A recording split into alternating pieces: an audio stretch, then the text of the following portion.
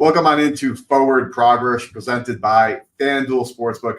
I'm your host, Eric Pauly, with Suma and Judah. No TA today, unfortunately. He's got some things to do. We'll miss you, TA. But, of course, we're talking some ball.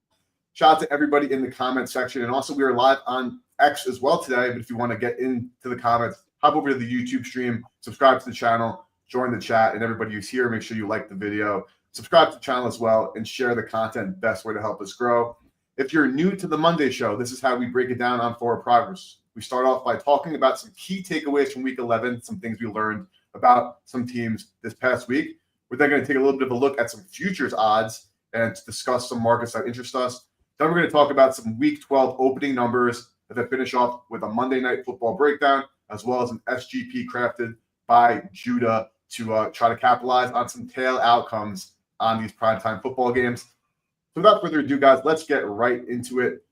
Week 11 was an interesting week. Looked like we saw some offense get back on track, some fun games. And I want to start with a team that has punched well above their weight class all season long. Sean Payton is the head coach of the Denver Broncos. And, of course, he's a very good head coach. So it's not really surprising to see this team, do things that a well-coached team and a well-rounded organization would do. But right now, after an absolutely fantastic victory over the Atlanta Falcons, blew the doors off of them. At this point, do the Denver Broncos deserve more respect in the market? I'll go to you first, Suma. What are your thoughts on Denver as they closed as just 1.5-point favorites and then blew the doors off of Atlanta at home? Well, it's easy to say in hindsight that they should have closed higher.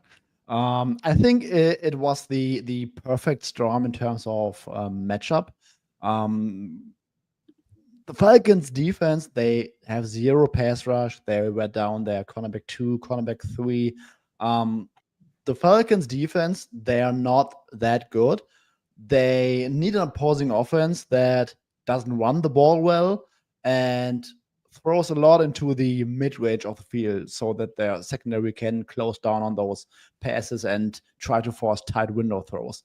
But that's not what the Broncos and what Sean Payton wants to do. They through, I don't know, it felt like 37 screens. Bo Nix had an A dot of, I think, below 5 yards down the field, and he had an incredible EPA per play value because he was mostly clean. That's also something, Bo Nix drastic splits between pressure and clean. He had zero pressure all day long. I think, according to next gen stats, the Falcons pressured him on like 10 or 12% of his dropbacks, and they just threw so many screens, so many great play designs to Marvin Mims out of the backfield to a wheel route and stuff like that. They blocked very well. And then there was also the occasional great throw by Bo Nix, and I just think that it was a perfect storm of what they want to do on offense and what opposing defense they faced. So this team is getting better, absolutely. Their defense has been decent all season long. But when it comes to their offense, I think they are still highly matchup dependent. You want Bo Nix to be clean. Granted, they have a very solid offensive line, so they are better equipped in that department than many other teams. But there is still a specific way this offense wants to attack the opposing opposing defense, and I think this Falcons team, I would just not overreact to that game. It was simply a perfect matchup for that Broncos offense. However, when you look at the wildcard race, it looks more and more like the Broncos might easily sneak into that. Yeah, a lot of interesting things coming from that. But this is also something we mentioned in prior weeks on the show. When the Broncos have stepped up in class, they have shown that they're, kind of a talent-deprived team that is just a well-coached team. But then when they have other teams that maybe lack an identity or aren't as well coached as the Sean Payton-led group, they've had success. It seems like that's something that they ran into this past week against the Falcons or yesterday, where, like you just said, Suma, it was a perfect storm of matchup for the Denver Broncos. Judah, do you think moving forward that the Broncos maybe deserve some respect, or do you agree with Suma that it was kind of just great matchup, they took advantage, but as we've seen, when they do step up in class, they're, as good as the talent they have on their team? Yeah, I mean, I think the market was giving them a lot of credit going into this game, right? Like, even assuming all else equal, like better than the Falcons on a neutral, I think was And certainly I think that is a function of their defense is a step up in class. And I think that kind of suggests some sort of market respect, and they certainly deserve that. I almost would take the opposite kind of conclusion on the matchup side of the ball. Kirk Cousins just like does not move in the pocket. He can't scramble. And that kind of makes him much more situation dependent, right? He needs certain receivers around him. He needs an offensive line more so than a quarterback like Josh Allen, who can do so much creating on his own, or like Lamar Jackson, Jaden Daniels, a lot of these kind of newer age quarterbacks. And the Broncos defense has been terrific. They've got a great pass rush, and their secondary was locking down. Right, if you have Surtain on Drake London and Darnell Mooney goes out of the game, the Falcons don't really have so many secondary weapons to beat you. And I think I would kind of be less reactive on the Falcons side. This is all built into the equation. This is all known. And I think it like kind of confirms what was already true. I think that the market has caught up to this Denver team, and especially the defensive side. On the Broncos offense side of the ball, I mean, like you kind of have some competing ideas, I guess, here, which is that we both know that rookie quarterbacks tend to, obviously it's not always, but tend to get better as the season goes along. And Bo Nix certainly has, but let's also not forget that he's had some of the easiest matchups the last couple of weeks, and then did not put together a terrific game. It was fine against a Chiefs defense that was one of the better ones, and probably is actually declining to some injuries. So I'm not overreacting too much. I think they are like a fringe wild card team with a like decent defense that plays a lot better in the regular season when you can go up against matchups that, I don't know, offenses are not going to overtake you. But when you play the Ravens, they might just score 40 on you. When you play the Bills, when you play the Chiefs in the playoffs, these are the sorts of teams that can kind of show the clear gap. And I think the Broncos are still kind of on the outside looking in, even if they sneak into the playoffs. Yeah, very well said. But still, kudos to Sean Payton and his staff for having these guys punch above their weight class. We've discussed that this talent-wise is not a team we'd expect to be in the wild card hunt, and here they are with a winning record 11 weeks into the season. Let's move on to the Chicago Bears. First game without Shane Waldron as their offensive coordinator, who got the boot after their loss 2 weeks ago. And we had a couple of different thoughts about this when we were discussing the Bears moving forward. Obviously, Waldron was part of the problem, but putting the whole issue on him would have not been fair, as Caleb Williams at times does not look great. Their offensive line at times does not look great. And they had the game this week against the Packers, almost snuck out a victory, but had a field goal block to turn that game from an upset win into a 1-point loss at home. Caleb Williams, 23 for 31 with 231 passing yards, no touchdowns, no interceptions. DeAndre Swift got going a little bit on the ground, and Caleb Williams, 9 carries for 70 yards, showing the athleticism we know he has. Go back to you, Judah. What did you notice about this Bears offense in the first game without Waldron, and how are you doing them moving forward? Yeah, I mean, I think the kind of key metric I was looking at outside of the bye was that Caleb Williams threw basically within 2.7 and 3 seconds after the snap, and that includes plays in which he actually scrambles and plays in which he takes sacks. He was between 2.7 and 3 seconds before their bye. And at that point, he had not been inviting a lot of pressure. He wasn't holding onto the ball for too long. I think these are kind of two pieces of the same idea. And then post-bye, that number skyrockets from like 2.7 on average to 3.5. And that's where he sat for those 3 games. And the kind of pressure that he was inviting himself went from like right around league average, slightly below league average, to worse than the NFL. And doing so on like 30% of plays. You're just not going to have success in the NFL if you are inviting pressure on 30% of your plays and losing about a point of expectancy on each of those. Then this week, right back to 2.7. And I think that and he takes way fewer sacks. And I think this is precisely the same idea of a lot more decisive and letting Caleb Williams kind of play in the pocket. And obviously the results speak for themselves. I don't think this is a great Packers defensive unit. And that's what I'm going to want to be attacking coming up in the coming weeks. I think that they a lot of their like EPA type numbers were inflated by some turnovers early in the season. I mean, Xavier McKinney was on that unbelievable interception run. I don't think this is a great unit. And kudos to Caleb Williams, kudos to Thomas Brown. I don't know if it's a scheme thing, a scheme that, but certainly the early returns seem to indicate that Caleb Williams is going to be a lot more successful when he's getting rid of the ball a lot sooner and not trying to hold on to the ball for too long, where he was taking just far too many sacks. And for Bears fans, I think it was a welcome sign to see him get back to that kind of 2.7 range. Certainly. Caleb Williams and the sacks have definitely been an issue. And again, the blame was in a multitude of ways. Obviously, Waldron was the one who got the short end of the stick there and was let go. But so far, a good showing for Chicago, and now we'll see if they can build on that. So, any thoughts on this new look Bears offense, or still need to see some more before declaring that? Obviously, we've upgraded without Waldron in Chicago. Yeah, quicker throwing time, as Judah mentioned, and it also just felt easier. They used DJ Moore on more like YAG stuff. Lots of design runs for Caleb that I found very promising.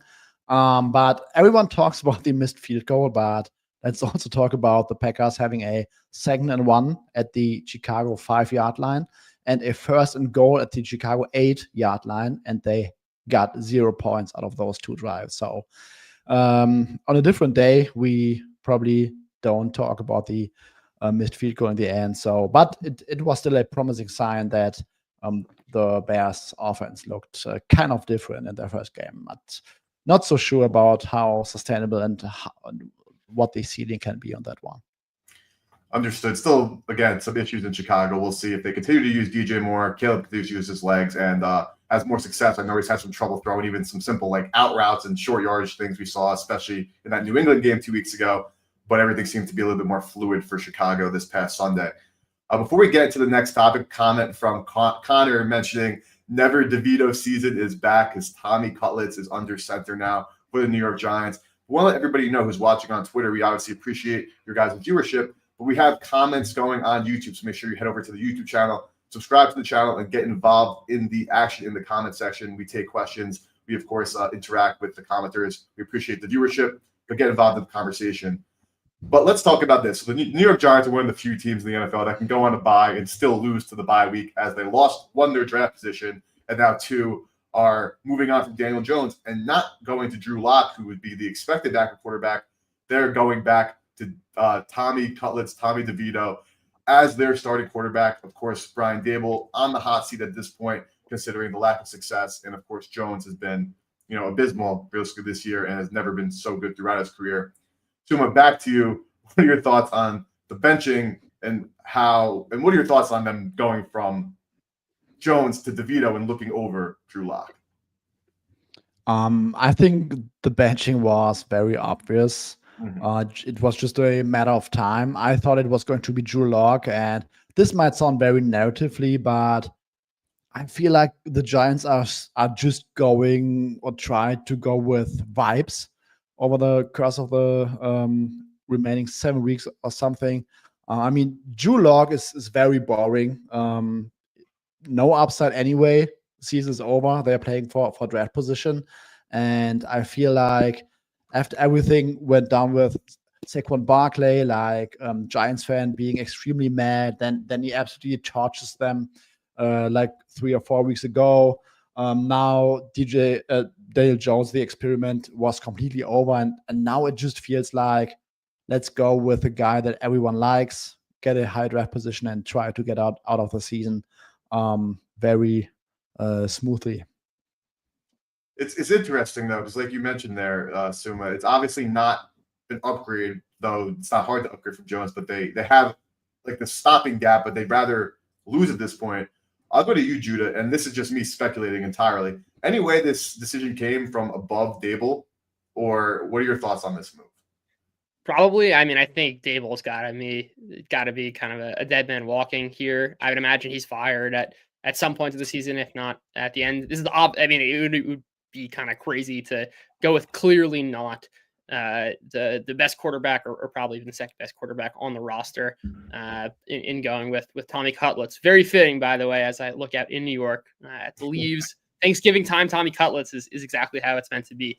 But if you just look at the contract situations, it seems like the Giants are going to moving on from Daniel Jones. They're going to absorb basically half of his cap for next year. Drew Lock's not under contract for next year. I would imagine this is kind of a little bit of a showing of will Tommy DeVito be the backup quarterback? Obviously, there could be some elements of tanking. I don't think that NFL organizations really do that. Players also are going to play to win. They're playing for their next contracts. I think it's very rare to have kind of a top-down tank. But I think that the contract situation certainly plays a part in this. And there are other factors at play besides from trying to maximize kind of 2024 win probability. Though it wasn't exactly working out great with Daniel Jones either. No, certainly. And Artie Dominguez makes a good point in the comments about Locke maybe having incentives built into his contract that certain playing time and certain thresholds. That could be, again, we know that players do not tank. They are, like you said, fighting for their contract. They want to put good things on film to sustain their careers. Organizations are not going to outwardly tank in the National Football League, but could be a situation where Dable is not essentially making said choices as he's not going to be part of the future plans. And whether or not that is the right thing to do is obviously to be determined and to be seen. And funny comment from Patrick, who feels crappier in New York, Jets or Giants fans? It's got to be Jets fans. Like, they were expected to go to the Super Bowl. And now the Giants, they were maybe going to be a decent team, but obviously going back to Tommy DeVito, it's not doing so well. And a comment by Jay that Adam Schefter may have reported that Tommy DeVito was picking up the offense a lot quicker than Locke. Don't know the logistics of that. Obviously, Schefter has some things he's probably on a payroll for some agents for, and at other times is reporting just what he knows. But can't read too much into that. Could be true, could not be true, but no speculation. No need to Credit speculate. to Tommy DeVito's agent there for getting that out there on Schefter's Twitter. Yeah, I think that's the case. We've talked about this at this show earlier this season about how many times, especially award markets where certain things are influenced by these big reporters, by agents, definitely offered. And Patrick, was the offense covered in spaghetti? At this point, it's very possible. They got the Sunday sauce cooking over at MetLife. Let's talk about a quarterback who was benched, now came back and led his team to a victory to keep the team's wild card hopes alive, even potentially the AFC South hopes alive. Anthony Richardson goes into MetLife and puts up 2 rushing touchdowns, throws the ball a lot more accurately down the field, makes some big plays, and the Colts pick up the W. We'll go to you, Suma, because we're talking about your Jets and how you're unfortunately part of the crappier side of the New York sports fandom, though you're not a New Yorker. What did you see from Anthony Richardson, and do you think that this benching, just in terms of maturity, did we see that on Sunday, and do you expect that moving forward, or was it a situation of running into a bad team at this point in the Jets? I don't know whether it was about maturity. I watched the game fully yesterday, and I think it was probably the best game of Anthony Richardson's career in terms of passing the ball. It was like in a different ballpark from what we have seen earlier in the season. Granted, the Jets pass defense ranks 30th or something in passing success rate since Robert Saleh got fired. But at some point, the Jets defense was really keying in on the run game. JT had a few good ones early on. Then there were a lot of runs that got stalled behind the line of scrimmage. I think the Jets had 10 tackles for losses. Quinton Williams was all over that backfield all day long. And Anthony Richardson still had a very, very good game throwing the ball. He had 2 or 3 really wonky balls. One to a tight end into the flat on, I think, play action. There was a pass rusher screaming down, and it was a simple layup, but he still overthrew the guy 2 yards. That's, I think, still in his pocket. But overall, great game-winning drive. If the benching was worth that, I think that's very promising for the Colts going forward. Yeah, we knew Anthony Richardson was always going to be a project. That's why a lot of people were so surprised by the move, considering he wasn't living up to what his potential. But at the same time, we knew it wasn't going to be a quick turnaround for Richardson, who hasn't played a ton of football, even in high school and college, then coming to the NFL, really betting on traits. But glad to see that improvement. And on the maturity thing, of course, we don't know that for sure, but I'm sure he's never going to be tapping out after running for a third down and needing a breather. I don't think we're ever going to see him do that again. But Drew, what are you thinking about Anthony Richardson, and how do you expect round 2 of him as a starter? How do you anticipate it developing as he put together a great game this Sunday? Yeah, I mean, I don't think we learned anything particularly new here. I wrote about this on Sunday morning. I think that Richardson is an extremely volatile player, just by the nature of how he plays. Right, he's got the highest depth of target by 4 or 5 yards of any quarterback in the NFL. those by itself are volatile passes, right? Like you're going to live and die. You're going to have a lower completion percentage. And if the deep balls hit, you're going to have lots of yardage. And if they don't, you're not. But you kind of limit the range of outcomes there on generally riskier passes. So like, is it shocking that he had a terrific game? No. Like this was all part of the range of outcomes. Am I shifting kind of the approach of Anthony Richardson? Also no. Like would it be terribly shocking for him to go back to a game with a 40% completion percentage on a couple of deep shots? Absolutely not.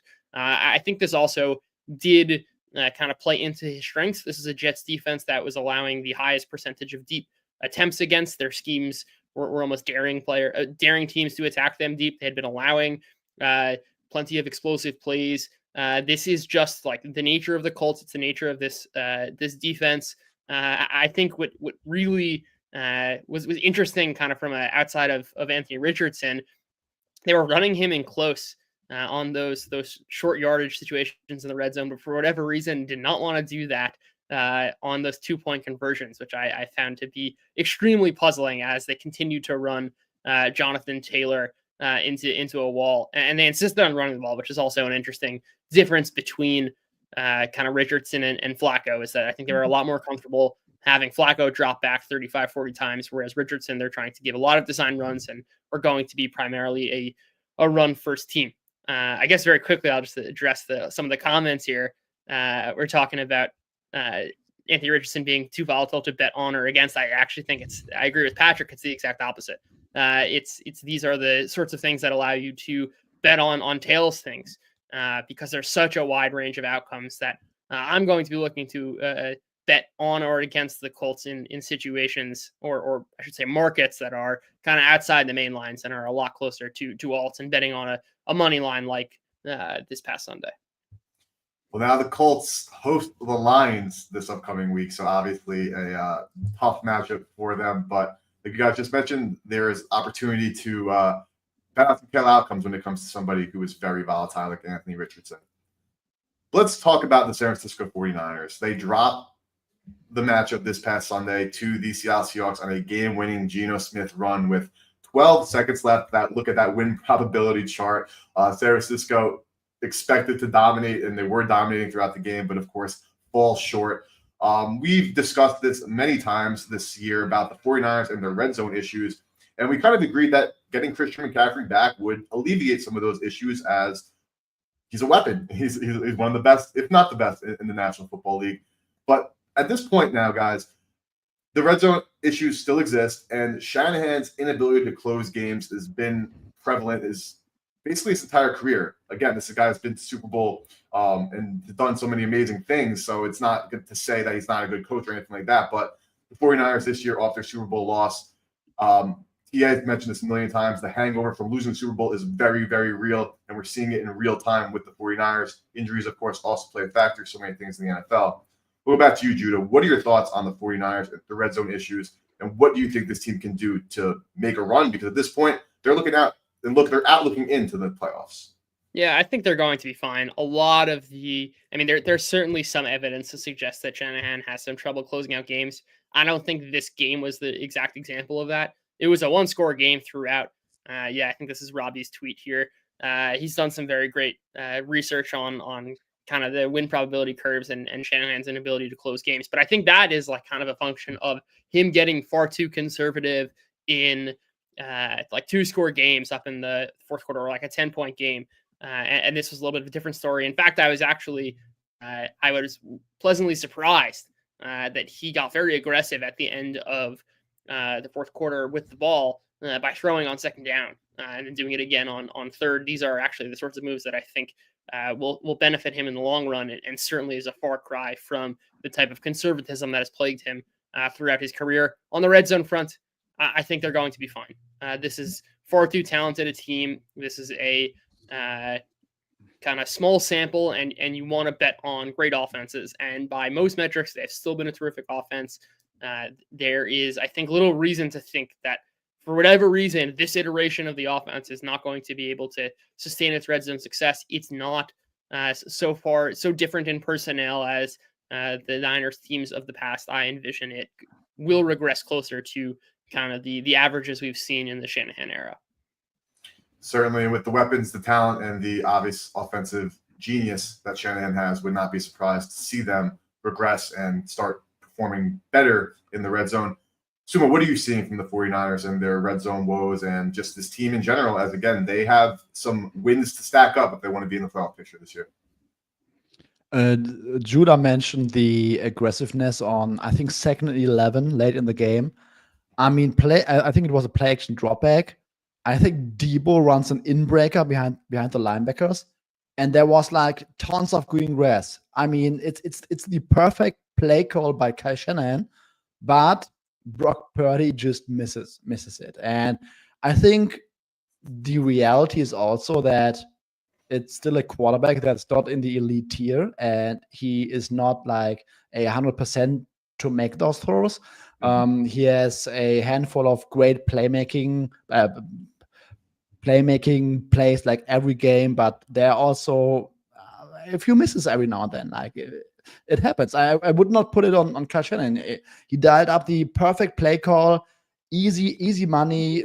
Guy like Josh Allen or whatever hits this guy in stride, and it's a first down, and the Niners probably would have won the game very easily. So yeah, Purdy missed this or threw it a little bit too far behind and too high.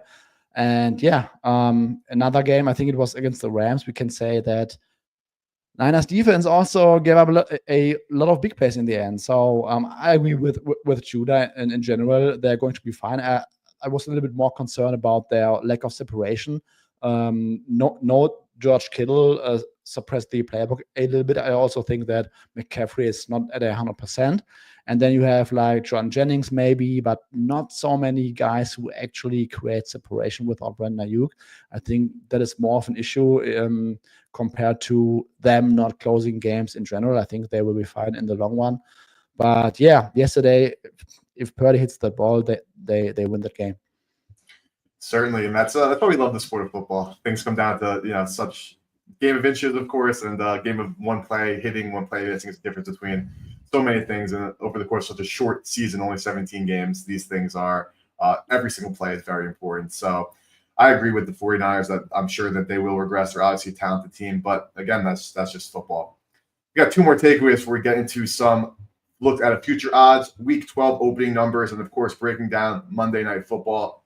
Let's talk about Cliff Kingsbury and the Washington Commanders.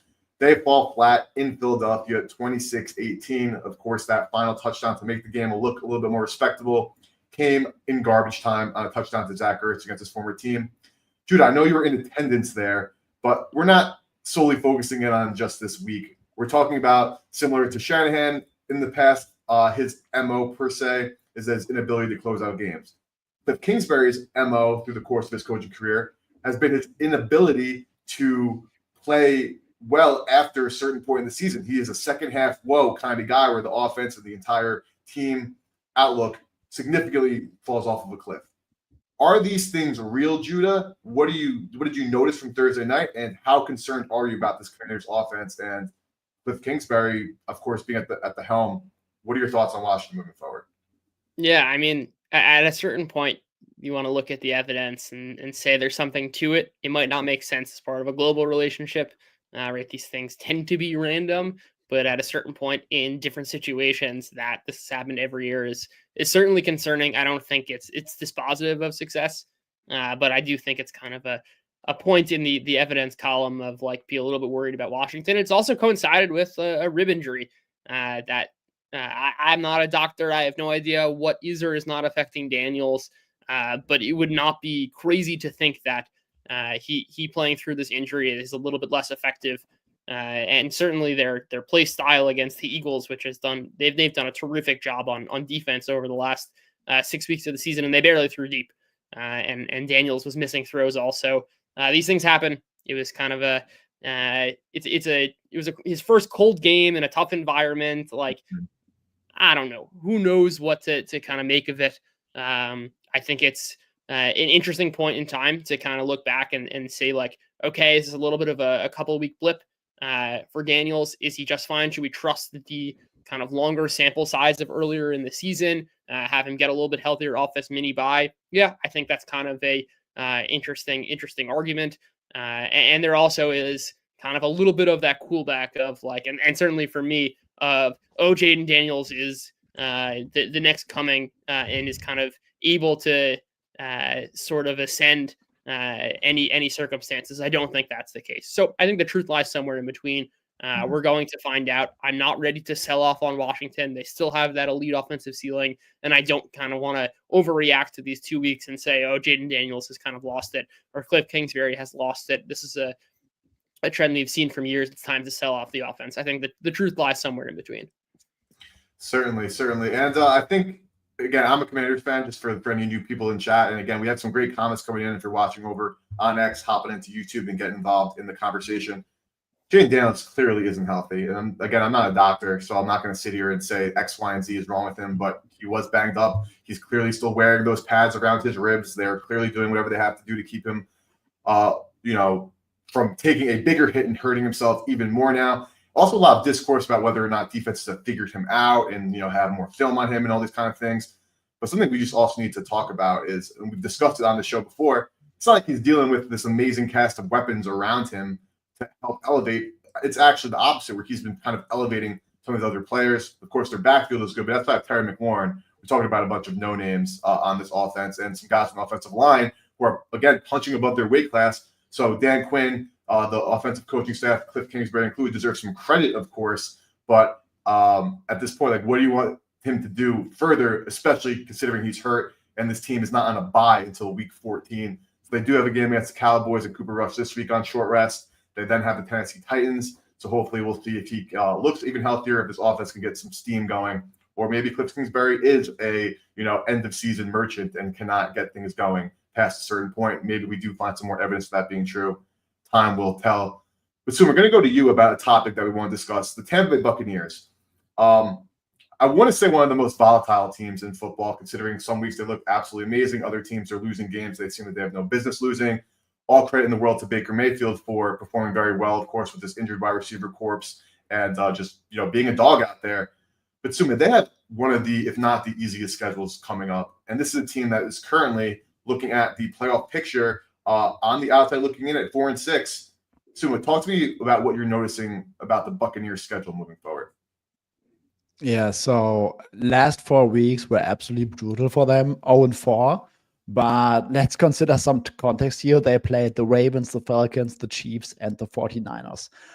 Against the Ravens, they got hammered, but they also lost Mike Evans and Chris Godwin in that game. Falcons, they had a potential game-winning drive. The Chiefs, they took them to overtime at Arrowhead, and it took the 49ers. Granted, there was a little bit of luck involved, but I think they had 2 missed field goals in that game. But they also took the Niners to a last-second field goal. And that is like with a lot of unknown weapons out there. Jalen McMillan, I think, also lost missed one and a half games. Now, after the bye, Mike Evans could be back. We don't know yet. Tristan Wirfs could be back. We don't know yet.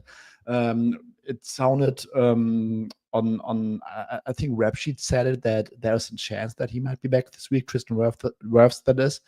And the upcoming schedule, Giants, Panthers, Raiders, Chargers, Cowboys, Panthers, Saints. Panthers twice. The only real football team on that schedule is the Chargers.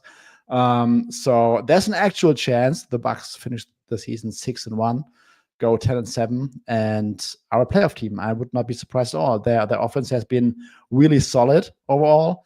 Baker has been very good. So offensive scheme is very nice. I think there's a chance they go on a run. The Tampa Bay Buccaneers are primed for a run. The schedule looks juicy for them, and let's see if they can take advantage and make it into the playoffs.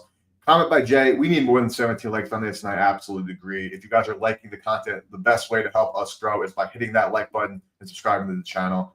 Very simple thing to do, and we really appreciate that. So make sure you guys hit that like button. But before we get into futures, Week 12 and Monday Night Football, we have to shout out our amazing sponsor, Fanduel Sportsbook.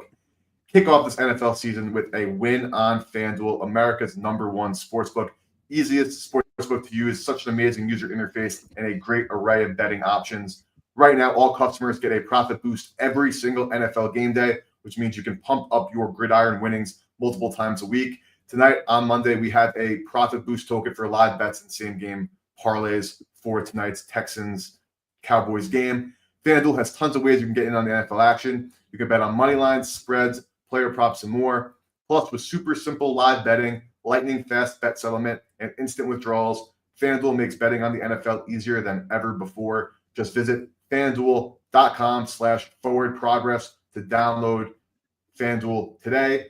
Must be 21 plus and present in select states, or 18 plus and present in DC. Opt-in required. Bonus issued as non-withdrawable profit boost tokens. Restrictions apply, including token expiration. See terms for both offers at sportsbook.fanduel.com. Gambling problem? Call 1-800-GAMBLER or visit fanduel.com/RG. Call 1-888-789-7777 or visit ccpg.org/chat in Connecticut, or visit mdgamblinghelp.org in Maryland. Hope is here. Visit gamblinghelplinema.org or call 800-327-5050 for 24/7 support in Massachusetts, or call 1-877-8-HOPE-NY or text HOPE-NY in New York. All right, gentlemen, we are looking at the Offensive Rookie of the Year market for today's look on the future segment. Right now, Jaden Daniels is the favorite, but we've mentioned Bo Nix. He's putting up some pretty great counting stats. There's also some pass catchers. A couple of weeks ago, we mentioned Brian Thomas. Of course, the Jaguar struggles, so dropping back a little bit. But we also see Brock Bowers doing what no rookie tight end has ever done and is living up to the hype and then some. Suma, you had some thoughts. Talk to us about the Offensive Rookie of the Year market and if you think Jaden's odds should be as high as they are, or if there's anybody down the board you're looking at betting because you do not think Jaden should be running away with this award.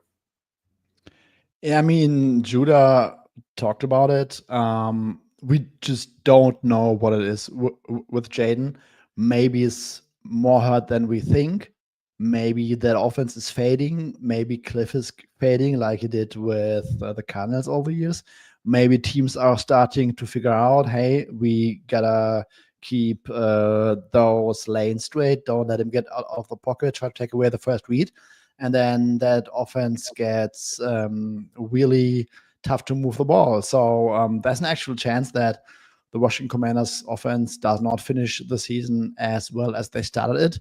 Bo Nix and the Broncos are getting better. So I would not be surprised at all if we sit here like 3 weeks from now and look at those odds, and Bo Nix has closed a significant amount of ground to Jaden Daniels. Brock Bowers, he was 35-1 last week. I think he was 25-1 this morning. It's been very tempting because he's on pace for a record-setting season, but it's still very, very tough for a tight end to beat out a good young quarterback, especially when those guys make the playoffs. Playoffs in Washington sounds like a great duo to me. Judah, I don't know if you have any thoughts digging deep on the board. I know you love looking for some long shots. Any commentary here? I mean, maybe a little bit of Brock Bowers. This guy's having statistically one of the best rookie seasons ever. I think that Nix is probably a bit of an overreaction. Again, we talked about a lot of kind of easy matchups, and this is kind of the first time he actually put together some real passing ceiling. I think that he's a fine play, but if you're going to kind of sell Daniels, and I'm not sure I'm ready to do that. I'm not sure I'm ready to sell off, even if there are kind of counters to it. I would go to Brock Bowers just because this guy's having a historical season, even as the rest of the Raiders are a complete train wreck. He keeps kind of chugging along, and it wouldn't shock me to see that number come down in the coming weeks, especially if Daniels continues to struggle. We'll see. We got Jaden Daniels again hosting the Dallas Cowboys and Cooper Rush. Hopefully that's a get-right spot for the Commanders in this offense. Break their losing streak, start a winning streak, and we'll see. But same time, of course, got to shout out Bo Nix and Brock Bowers for playing really well as well. And obviously Caleb Williams seeing a big dive in those odds. It's looking like a three-man race at this point. But again, anything can happen in the National Football League. So we'll keep an eye on that moving forward. But John, let's talk about some Week 12 opening numbers. And we're going to start off with Thursday Night Football. Pittsburgh Steelers, who are coming off a massive win at home against the Baltimore Ravens, heading to Cleveland to take on the Browns. Now, early weather reports and shout out to TA for this are looking like a potentially even snow in a frigid game in Cleveland. We know it's around that lake. We know the winds get crazy. We see a pretty low total at 38, and as well as or is that total dropped? 35.5. Wow, that thing dropped very, very, very much so since I last looked at it. Good thing we have the live odds. Shout out to FanDuel. 35.5 on the total, so that weather is probably real. Browns getting 4.5. Going to go right to you first, Judah. Steelers, Browns, Thursday night. Any thoughts on this number? And as we've seen this massive movement considering the weather there. Yeah, no thoughts on the side there. I think it's kind of a tricky one. I think the weather is going to determine, especially the wind. And certainly Cleveland has had some crazy wind games. I think that would kind of hurt the Steelers a bit more than it would hurt the Browns, just because of how reliant Wilson is on the deep ball for his success. There is a mismatch between the Steelers' offensive line and the Browns' defensive line. They've been generating a ton of quick pressure, and Russell Wilson has shown no ability to handle the rush at this point in his career. He's been probably the worst quarterback in football when trying to scramble. If anything, I guess that, but it's really guessing at this point what the actual wind is going to be like. And certainly the Steelers defense has shown a ability to slow down some of the best offenses in the NFL in back-to-back weeks. I guess as I'm talking this through, if the weather is as bad as they say, I think there's some value on the Browns, just because it kind of mitigates what the Steelers have been able to do so well, which is throw the ball deep and slow down opposing offenses. It's going to be interesting to kind of see how this one all shakes out at this point in the week with too much unknown on the weather front, though. I'm going to have to pass. Yeah, the market's clearly buying into that weather, as this was as high, again, as I mentioned, 39 even at some shops this morning, but now back down to 35.5. Of course, time for that radar to clear up a little bit and that number to go up. But the Russell Wilson moonball in those wins is not going to be necessarily a recipe for success. And like you mentioned there, Judah, the scrambling ability is non-existent. So it could be a sneaky Brown spot, but again, we need to learn a little bit more about what Mother Nature has in store for the Browns and Steelers on Thursday night. But we're going to go to our next game. We're going to talk about the Giants and Tommy Cutlets facing the Tampa Bay Buccaneers. Suma, you just made a good point about the Buccaneers schedule, how easy it is and how this is a team you expect to get hot. And the Giants, of course, going to Tommy DeVito. And I don't even want to call it a desperation move. We'll call it a necessary move, as Daniel Jones has been horrible. They want to get him out of the way. But obviously, we've seen Tommy DeVito and what he can and cannot do going against a good defense, of course. New York getting 5.5 at home, total 41.5. Thoughts on this current market, Suma, with, of course, DeVito and the Buccaneers going off the bye? Yeah, I agree with the early move towards the Bucs here. I really like the Bucs offense. I think they should score some points here. Baker gets the ball out quick. The offensive line has been much better than anticipated. Liam Coleman is scheming the hell out of this offense, and I don't think that the Giants have the guys at the linebacker and at the secondary level to really fare well against this offense. And then on the other side, the Bucs were down their top 3 cornerbacks in their last game against the 49ers. General Dean was on IR with a hamstring injury. Zion McCollum left with a hamstring injury. Tyke Smith was inactive. So we'll see on the injury front, but not so sure whether Tommy DeVito necessarily can take advantage of that. Yeah, definitely understand why. Again, Tommy DeVito is not an unknown. We have seen what he can and can't do. Can he beat the Washington Commanders and Ron Rivera? Sure, but that's obviously not what you're getting with this Buccaneers team that is looking to right the ship and has what it takes to do so. So we should hopefully see them get back in the win column, unless you have their under win total like I do. I don't want them to win, but it's all in the game, and we shall see what goes on. But we'll finish up before we get to Monday Night Football with a huge game in the NFC West. Arizona Cardinals and Seattle Seahawks. The Seahawks are 1.5-point favorites currently. Obviously, it's early in the week. Total 47.5. This is the first of 2 meetings between these two teams, and Arizona leading the NFC West at the 6-4 record. Seattle in 3rd place at 5-5 behind the Rams. But of course, this is again the first of the 2 matchups between these 2 teams that is going to have very big implications on, of course, how the NFC West shakes out.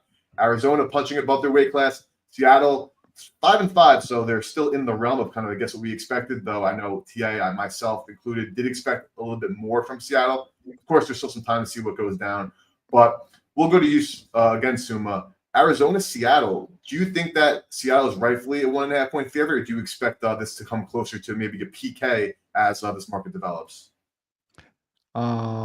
Yeah, I mean, I think it's more like a we'll pick him when you consider the juice right now. So if all, I could also I could just looking towards the Cardinals early on here.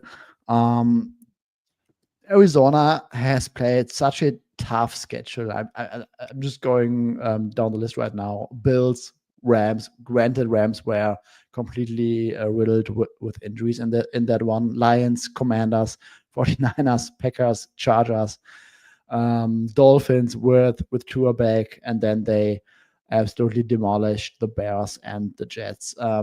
They played one of the hardest schedules in football, and they got significantly better while doing so. Now coming out of the bye week, I think I'm personally leaning towards Arizona here. Seattle, it was a close game throughout against the 49ers, but we can also make the case that they needed an injured Nick Bosa to finally move the ball down the field last week. So, if I had to pick anything, would be looking towards the Cardinals here. It's going to be a great game. Yeah, we'll see how this market ends up developing. We've seen a lot, and you guys can correct me if I'm wrong. We've seen a lot of these spreads that are between 1 point, 2 points. We've seen a lot of late steam happening. Like I'm talking hours right before kickoff, not the hour of kickoff, kind of reshaping that line. So very interesting to see how it develops. Jude, any thoughts on this match before we talk about Monday Night Football? I think these are two extremely interesting teams. Both from the Seattle front, this is a defense that was hurt basically since week 3. They had these incredible showings against bad offenses, and they popped up as one of the best defenses in the NFL. Then looked far worse. The run defense was absolutely atrocious. So they completely shut down the Niners rushing attack yesterday. They're finally healthy. I think this is perhaps an underrated defense, and the Cardinals off a bye. They've been rolling on offense. Even the defense has put together some solid performances. This is not one where I have a particular take, but I do think it will be a really interesting test to see kind of how these teams are in their current states and whether they're legitimate playoff contenders or not. Yeah, definitely a massive game for learning about these two teams and if they're able to make some noise. And of course, the NFC West standings are going to be heavily impacted by whoever wins this outcome. But then again, they play each other after this game. They have 1 week, then they play each other again. So we're going to see a lot of very interesting things happening in the NFC West over the next couple of weeks. And of course, based on records, the Rams and Niners are both still alive in this hunt as well. So we'll see how it all transpires. But gentlemen, let's talk about Monday Night Football.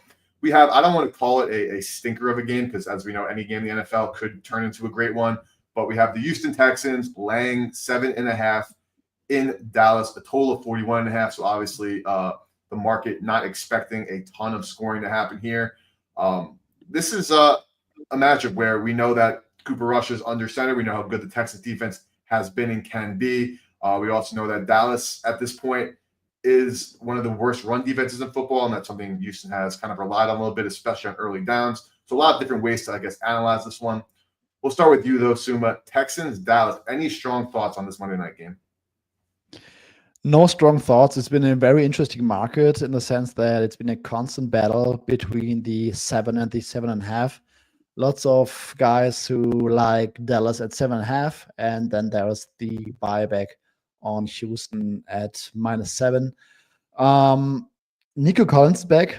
This should be some kind of a game changer for the Texans offense. I mean, they're playing against one of the worst defenses right now in the Dallas Cowboys, but I think this is a game where we can learn a lot about the Texans going forward. And that is, can their offensive line play that improved for a second straight time? How do they fare against Micah Parsons? And is Nico Collins really the guy that has been missing all those weeks, or are there still too many underlying problems with play calling, early down efficiency, not being able to run the ball? If we see too many struggles in this one again, I think that the Texans are going to have a very tough road towards winning playoff games. But yeah, that will be a very interesting learning / data point. On the other side, I just do not expect anything from the Cowboys offense. I think their best chance is probably to try everything they can, like trick plays, fake punts, anything like that, and that would probably be the only way for them to catch decent variance. Yeah, and hopefully for the Cowboys fans, they don't have to worry about any sunlight, as this is a primetime game at night, so we don't have to worry about the Jerry Jones lack of curtains situation. But it's also, like you mentioned there, Suma, the market in the props as well has Cooper Rush passing yards 177.5, obviously as low as you'll probably ever see anybody. And even CeeDee Lamb, his receiving prop total at FanDuel as low as 60.5, which for some receivers, obviously that's a big number, but for a guy like CeeDee Lamb, that's well below what you're looking at. But of course, now we're going to go to Judah to talk about some tail outcomes, or even a story you'd like to tell. Of course, the ball's in your court. Talk to us, Judah. What are you thinking about, or how are you viewing this Texans-Cowboys game? And talk to us about a same-game parlay angle you're looking at. Yeah, I mean, I like the Texans here. I'm struggling to kind of see the pathways for the Cowboys keeping up with Houston. I think kind of the one angle I would have for how Dallas wins this game is they keep away on offense, and Micah Parsons just wrecks a pretty vulnerable Houston offensive line, but they don't have any pass rush really outside of him. I think that is a lot to ask of one player. And this is a defense that's going to be without Deron Bland. Their cornerbacks have been terrible to start with this season. Jordan Lewis, their best one, who's done a great job in the slot, is out. Khalil Carson's been probably the worst cornerback in football. Trevon Diggs has never been able to prevent separation, and when he's not kind of playing hero ball, has been a bad corner. No matter how you slice it, I think the Texans are going to be able to score. They should have no problem running the ball, and I'm kind of struggling to see how Cooper Rush is going to lead this offense, especially given that they had problems when Dak Prescott was still quarterback. They had no one to generate separation. Now you've got a banged up CeeDee Lamb, who that's not exactly ideal either. And the Houston defense has been kind of top 5 in most efficiency metrics, even with perhaps Will Anderson being out. They've performed admirably. All that is to say, I like the kind of Texans onslaught games here. I think that yes, they do want to run the ball, but I think they're also going to be able to throw at will. Nico Collins is so huge to have back, and it's not just obviously getting his talent, but it kind of slots everyone else into better roles. Tank Dell now going to likely be seeing plenty of single coverage. He's the type of guy that can take the top up off, and then this is a Cowboys defense that's bleeding in explosive plays. So I like Stroud to go for 300 yards here. Each of these receivers to go for 100 yards, and I think kind of the way that happens on the Texans team is 1, via explosive plays, and 2, they're probably going to need plenty of play volume, which I think will require also, obviously, the Cowboys to not generate many first downs. But I kind of see this as a spot where the Texans should be able to kind of hold the Cowboys off. I guess one thing before we actually get into the direct build, it's also interesting when you can kind of note some of the line movement. There are certainly plenty of groups or models that tend to kind of pick up on a backup quarterback replacing a starting quarterback, and the market has historically discounted what a backup quarterback can do. We have a pretty good sample of what Cooper Rush is, and that's not a guy who's going to elevate around him, and he's won games, but I think that was a lot of the defense, and certainly the circumstances are a lot worse here. All that is to say, back to our SGP build of kind of a Texans onslaught.